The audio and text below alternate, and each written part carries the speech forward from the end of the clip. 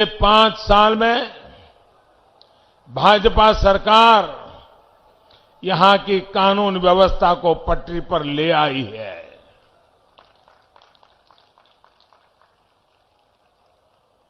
वो जो आपके हक की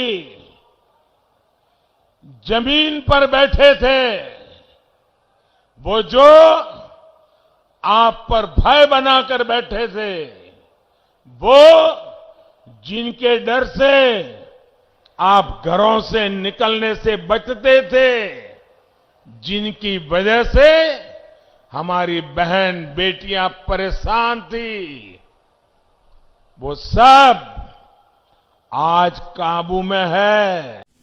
mister prime minister of India, mister Narendra Modi, ये आपके लिए ही खास वीडियो है।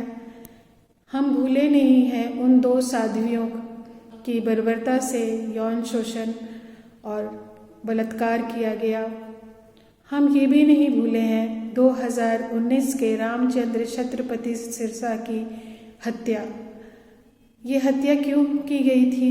क्योंकि उन्होंने इस खबर को, इस बलात्कार की खबर को उन्होंने छापी थी और उसके बाद उनकी हत्या कर दी गई।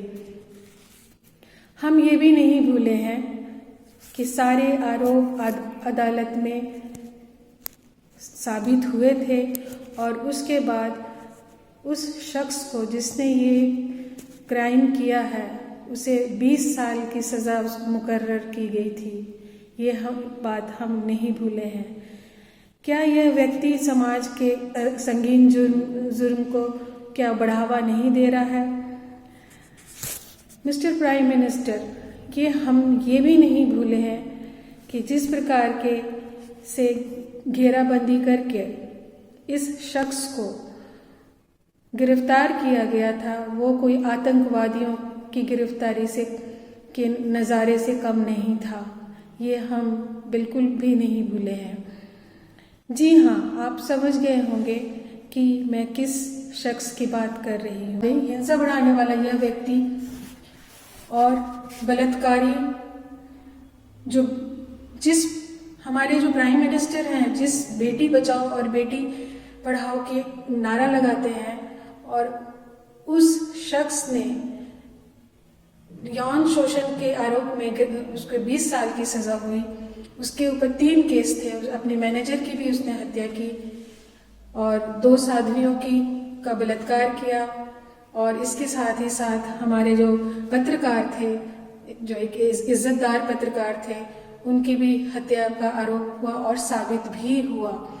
और उसके इन तीनों क्राइम के अलावा ये शख्स अपने आश्रम में उन साधुओं को जबरदस्ती नसबंदी करवाता था, जिसकी वजह से ये हमारे समाज के लिए बहुत ही खतरनाक एक शख्स जो कि क्राइम को बढ़ावा दे रहा है। आज उसके बारे में ऐसी खबर आती है जो सुन करके आप दंग रह जाएंगे। जी हाँ, ये हिंसा बढ़ाने वाला, बेटियों की इज्जत लूटने वाला, बेटियों की इज्जत से खिलवाड़ करने वाला, और इतना ही नहीं, अपने आश्रम के साधुओं की नसबंदी कराने वाला। ऐसी क्या जरूरत पड़ी आश्रम में नसबंदी कराने की? ये आप समझ ही गए होंगे। ये वो शख्स है हरियाणा का सिरसा में स्थित एक संस्था है, डेरा सच्चा सौदा। उसके प्रमुख थे गुरमीत राम रहीम सिंह। ये जरा फिल्मी भी थे, फिल्म भी बनाते थे और गीत भी गाते थे। तो इस शख्स की खबर को लेकर आज मैं आपके समक्ष उपस्थित हुई हूँ। ये यौन हिंसा करने वाले जो राम रहीम जी हैं, जिसने 20 सालों की सजा और 65 लाख रुपए का जुर्माना भी इनके ऊपर दोषी पाने के बाद सजा हुई थी। और आज ये दिल दहलाने वाली जो घटना है, हरियाणा के बीजेपी सरकार ने किस मजबूरी में इस शख्स को Z+ की सुरक्षा दी है। इसके मिस्टर प्राइम मिनिस्टर, आप इस हमारे सवालों का जवाब देही आप हैं, क्योंकि आप ही के परमिशन के बगैर कोई भी कुछ भी नहीं कर सकता। कुछ सवालात खड़े होते हैं कि इस शख्स को Z+ की सुरक्षा क्यों दी गई? क्या इसकी जान की कीमत हमारे समाज के उन 2 साध्वियों से ज्यादा है? अगर ये आजाद हो गया है, इसको इतनी सुरक्षा दी गई है, तो उन 2 साध्वियों की सुरक्षा का जिम्मा कौन लेगा? उन 2 साध्वियों की सुरक्षा, कौन सी सुरक्षा दी गई है?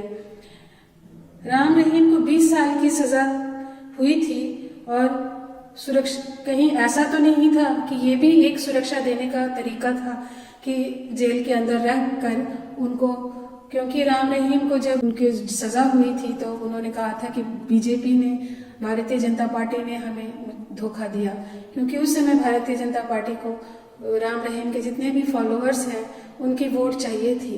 और अब फिर से वही समय आ गया है कि राम रहीम के जितने फॉलोअर्स हैं उनके वोट की ज़रूरत भारतीय जनता पार्टी को है, इसलिए इनको Z+ की सुरक्षा देते हुए बाहर निकाला गया है ताकि ये वोट उनको भारतीय जनता पार्टी को मिल सके।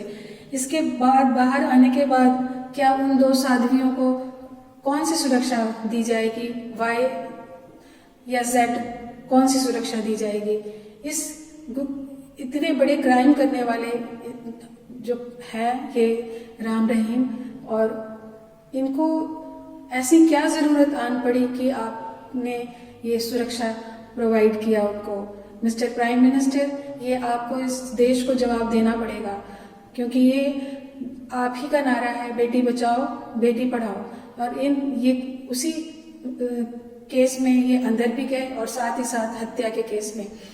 लेकिन अब आप सुनकर हैरान हो जाएंगे कि अब जो यही बीजेपी अब आगे क्या कहती है, आप उस वीडियो में सुने।